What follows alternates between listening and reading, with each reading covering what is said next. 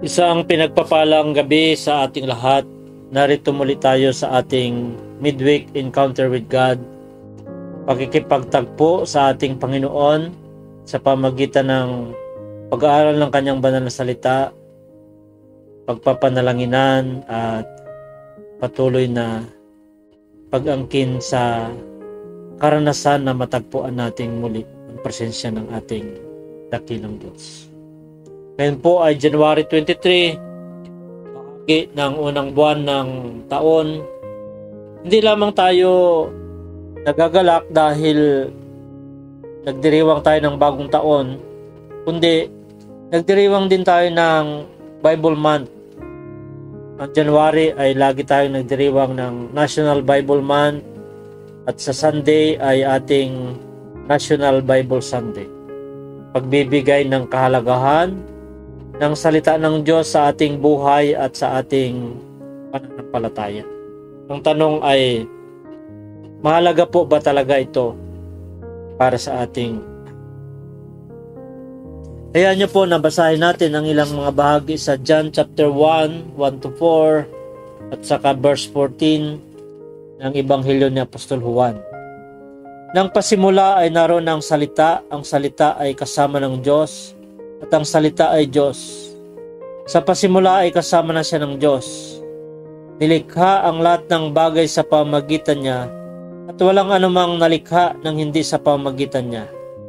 Ang nilikha sa kanya ay may buhay, at ang buhay ay siyang ilaw ng sangkatauhan. Verse 14, ang salita ay naging tao at nanirahan sa piling namin. Nakita namin ang kaluwalhatiang tunay na kanya bilang kaisa-isang anak ng Ama. Siya ay puspos ng kagandahang loob at ng katotohanan. Tayo manalangin. Dakilang Ama, samahan niyo po kami magbulay-bulay ng iyong banal na salita, makipagtagpo sa iyo at patuloy na umani ng kapakinabangan sa presensya mo at sa iyong banal na salita. Gawin niyo po itong buhay sa amin. Samahan niyo po kami na mag-aral mula dito, Panginoon, at makita namin ang mensahe. Sa pangalan ng aming Panginoong Kristo. Mga familiar verses yung ating pong binasa na ang Diyos ay kasama niya yung salita. Naroon na siya mula nung pasimula pa lang. At pinatotohanan na tayo ay wala dito kung hindi dahil sa salita. Ang unang nakita kong aral na magandang bahagi ng ating pagbulay-bulay ay malaman natin na ang salita ay naroon na, wala siyang simula, wala siyang katapusan. Kinakailangan maunawaan natin yung kabuuan mula doon sa pasimula ng paglikha sa atin, kasi kung yung Diyos wala naman siyang pasimula, kundi sa pasimula ng paglikha o kaya yung sa banal na kasulatan ay maintindihan natin yung kabuuan ng story na at least ay alam natin yung mula Genesis hanggang Revelation. Pagbulay-bulayan natin ang kabuuang istorya ng banal na kasulatan, sapagkat sabi natin ay ito ay pumapaloob sa kabuuan ng Diyos. Nakapaloob dito yung kabuuan ng pag-ibig ng Diyos para sa ating lahat. Yung ang pag-aaral ng salita ng Panginoon ay hindi yung party-party lang, bahagi lang ng gusto nating pag-aralan, kundi malaman natin yung buong katotohanan at buong istorya na gustong iparating sa atin. Halimbawa, kapag natapos na tayo nagbasa dito sa Diyos ay kasama niya yung salita. Yung salita ay naroon na nung pasimula at ang salita ay Diyos. Pag hindi natin ituloy sa verse 14 na sinasabi na ang salita ay naging tao at nanirahan sa piling namin, hindi natin maintindihan na ang salita at ang ating Panginoong Kristo ay iisa. Nang ibig sabihin ay maintindihan natin na ang ating Panginoong Kristo na ipinagkaloob sa atin ay nag-i-exist na siya, nandiyan na siya. Kasama siya na umukit ng ating larawan, ng ating creation na tinatawag ng paglikha. Nandiyan na yung ating Panginoong Kristo na atin ding manlilikha. Kaya lagi nating naiintindihan na kapag pinag-usapan natin yung salita at ang ating Panginoong Kristo ay iisa, hindi natin mapaghiwalay. Kaya lagi ako personal kong tinitingnan po ito na kapag ako ay nagbabasa, nagbubulay-bulay ng salita ng Panginoon, ang aking naisip ay nakikipag-isa ako, hindi lamang doon sa salita na inaaral ko, kundi maging mismo sa ating Panginoong Kristo. Nakikipag-isa ako sa Kanya. Kaya doon pa lang sa lumang tipan, ibinili na kinakailangan na pag-aralan, pagbulay-bulayan. Joshua chapter 1 verse 8. Huwag mong kaliligtaang basahin ang aklat ng kautusan, pagbulay-bulayan mo yun araw at gabi, upang matupad mo ang lahat ng nakasaad doon. Sa ganon, magiging masagana at matagumpay ang iyong pamumuhay. Na hindi lamang para maging marunong tayo sa salita, marami tayong alam na salita, kundi lagi kong iniisip na mahalagang gawin ko ito kasi habang ginagawa ko ang pag-aaral ng banal na salita, nakikipag-isa ako, nakikipag-niig ako, nakikipagtagpo ako sa aking Panginoong Hesukristo. Sapagkat ang salita at ang ating Panginoong Hesukristo ay iisa. Kaya nga yung lagi nating naririnig na kung mahal natin ang ating Panginoong Hesukristo, dapat mahal natin ang Kanyang salita at patuloy nating pinagbulay-bulay. Hindi lang yan. Diba sabi natin, ang ating pinakalayunin sa buhay na ito ay maging katulad ng ating Panginoong Hesukristo. Our highest aim is to be like Christ. Kapag hindi tayo babad sa Kanyang salita, hindi natin ito pinagbubulay-bulayan araw at gabi katulad ng iniutos kay Josue, paano tayo maging katulad ng ating Panginoong Hesukristo kung hindi tayo babad at nag-aaral ng Kanyang banal na kasulatan? Hindi lamang yan, kapag tayo ay nagbabasa, nagbubulay-bulay ng salita ng Panginoon, na sinasabi nating nakikipagniig tayo sa ating Panginoong Hesukristo, hindi lamang tayo sa salita, kundi mismong yung ating Panginoon ang ating kinakatagpo. Doon lamang natin matatagpuan ang ating sarili na nagiging kaisa tayo ng misyon ng ating Panginoong Hesukristo. Ang pagpapalaganap ng mabuting balita. Ang layunin niya na lahat ng tao ay maging alagad ng ating Panginoon. Ang mga pagnanais na ito ay matatagpuan lamang natin. Of course, hindi naman yan sa isang iglap lang. Yung bang ang aking iniisip dito ay yung mayaman tayo sa kaalaman, nararanasan natin yung presensya ng Panginoon. At ganun din, nagiging kaisa tayo. Lumalago tayo ng ating pananampalataya at nagiging naiintindihan natin yung Kanyang layunin. Lumalalim din tayo sa pagtatalaga sa ating sarili dahil doon sa pakikibahagi natin na pagbulay-bulayan ang salita ng Panginoon sa araw at gabi.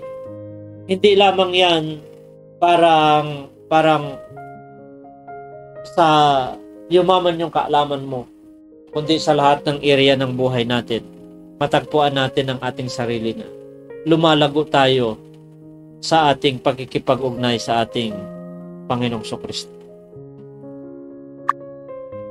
Isa sa hindi ko makalimutang narinig ko sa isang preacher dito sa Joshua chapter 1 verse 8 ay ang pagsabi ng Diyos kay Joshua na pagbulay-bulayan niya ang salita at ang kautusan araw at gabi.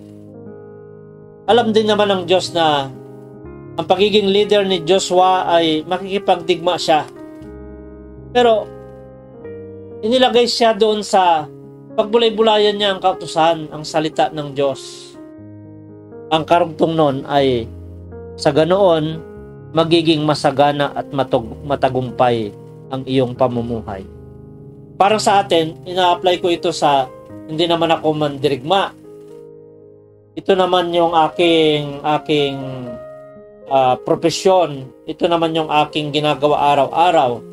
Pero, ibig sabihin, lahat tayo, ang sekreto ng buhay natin ay ang pagbubulay-bulay ng salita ng Panginoon. Yan ang magbibigay sa atin ng masagana at matagumpay na buhay, sapagkat hindi tayo pwedeng magtagumpay kung nakahiwalay tayo sa salita ng Panginoon. Magbasa pa po ako ng isang verse, dito po tayo magtapos. Sa ikalawang Timoteo chapter 3 verse 16, ang lahat ng kasulatan ay kinasihan ng Diyos at nagagamit sa pagtuturo ng katotohanan, sa pagtatama sa maling katuruan, sa pagtutuwid sa likong gawain at pagsasanay para sa matuwid na pamumuhay. Kailangan nating mag-aral, magsanay, magbabad sa salita ng Panginoon kasi hindi tayo perpekto. Kailangan may magtama sa atin, kailangan may magtuwid sa atin, kailangan ay mayroong gabay tayo sa araw-araw. At yan yung papunta doon sa kasaganaan at tagumpay na sinasabi ng banal na kasulatan. Kahit na anong larangan ng propesyon at bukasyon mayroon tayo dito sa ibabaw ng lupa. Dahil kailangan natin ang banal na salita upang maging panuntunan natin na magamit natin para sa katotohanan. Lagi natin isipin ng salita ng Diyos, yan ang katotohanan.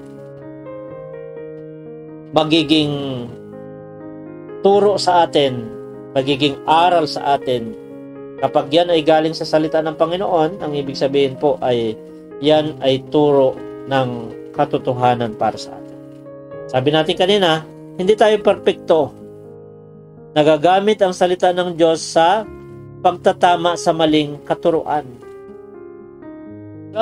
Sa mundo ngayon ay napakaraming makita natin na hindi tamang katuruan.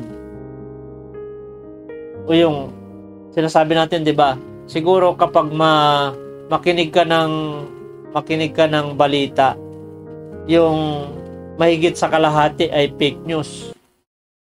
So laganap yung maling katuruan. Lalo na kung mayroong kinalaman sa pananampalataya. Kaya ang kahalaga ng salita ng Panginoon ay maitama niya tayo doon sa tamang katuruan. Pangatlo, na sinasabi niya dito na mahalagang ginagawa ng banal na salita sa atin ay itinutuwid tayo sa likong gawain. At ako, yun yung sinasabi ko, hindi pa tapos ang Diyos sa akin, pero ang dami na ng ginawa ng Panginoon ng mga likong gawain na itinama niya. Hindi magandang ugali na itinama ng salita ng Panginoon. Habang bumababad ka sa presensya ng Diyos at ng kanyang banal na salita, kalinsabay naman nun ay itinutuwid niya tayo sa likong gawain. At yung pang-apat po, ang sinasabi niya dito ay inaakay niya tayo para sa matuwid na pamumuhay. Ang ibig sabihin, ang isang Kristiyano, hindi siya pwedeng humiwalay sa salita ng Panginoon. Kaya totoo po yung sinasabi na tayo po ay tinatanglawan ng salita ng Diyos. Ang ating bukas ay nagiging sigurado. Yung sinasabi natin lagi na the best is yet to come. Bakit ito natin inaangkin? Sapagkat hindi naman tayo hihiwalay sa salita ng Panginoon. Alam natin na may katuturan, may kabuluhan.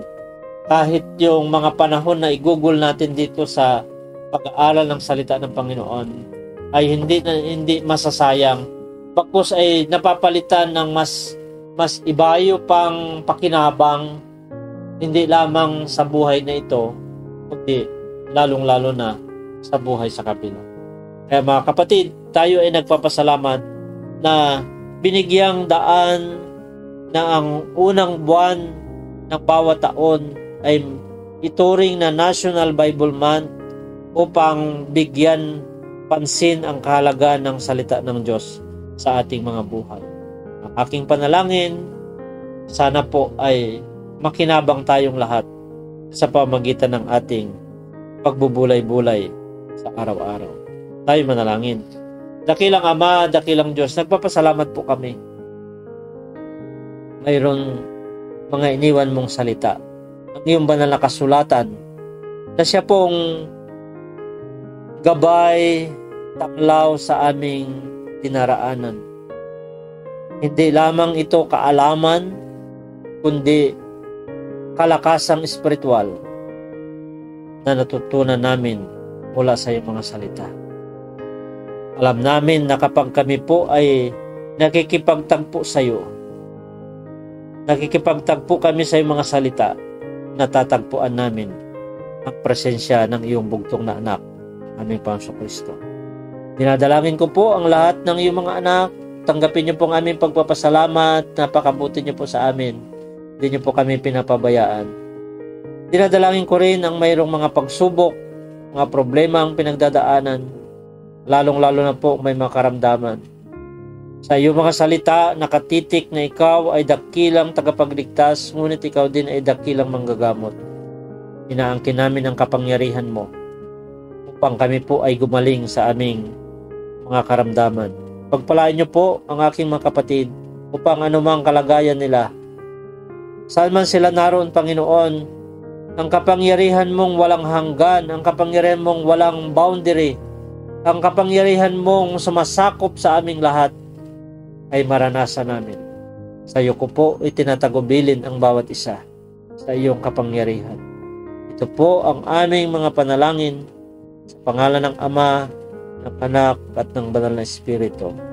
Amen at Amen. Masaya maglingkod sa iyo, Panginoon. Masaya maglingkod sa iyo, Panginoon. Di ko maisip, di ko mabilang iyong pag-ibig. Masaya maglingkod sa iyo, Panginoon. Masaya maglingkod sa iyo, Panginoon. Di ko maisip, di ko mabilang iyong pag-ibig. Oh Jesus, parang ulan, di tumitigil, tulad ko rin, na di mapipigil. Ito ay dahil nalaman kong parang ulan, na di tumitigil, tulad ko rin, na di mapipigil. Ito ay dahil nalaman ko. Masaya